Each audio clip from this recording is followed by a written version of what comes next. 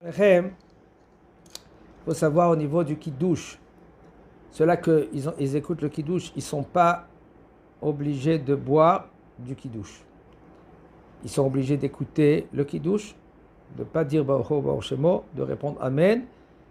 Ils attendent que celui-là qui fait le kiddush, il boit un robe réveillite ou un réveillite, et là, ils sont quittes du kiddush. Mais ils ne sont pas obligés de boire. Mais il faut savoir que quand par exemple, ils sont dans la Beth Knesset, ils font un apéritif.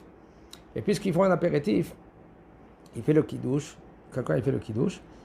Si tu ne bois pas, tu es censé de faire She'akol Niyeh Bidvaro sur les boissons.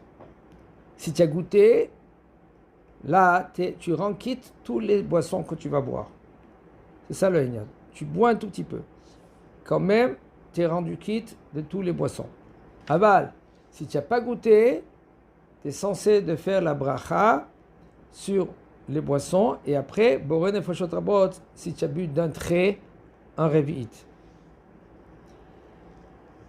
Mais c'est bien et c'est conseillé quand quelqu'un, lui, il écoute le kiddush, Mishum Chibouv Mitzvah, tu chéris la mitzvah, de boire un tout petit peu du kiddush.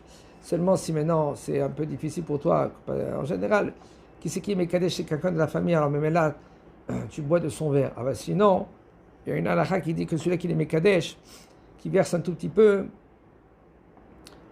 à part qu'il va donner à sa femme, parce que quand il donne à sa femme, directement, quand elle prend le shiuré bracha. Parce qu'il y a une mitzvah que quand le bonhomme, lui, il fait le kiddush, il transmet directement à sa femme. C'est pas qu'il lui donne le verre, parce que si maintenant elle est nida, elle n'a pas le droit de transmettre le verre. Il peut le mettre à côté ou poser et quelqu'un il va lui donner à sa femme. Et là, c'est bon. Après elle qu'elle a bu, elle peut verser dans les verres. Et puis chacun il prend un verre. C'est pas qu'elle va verser maintenant aux gens. C'est ça le Inyan. Chazak U'Baruch.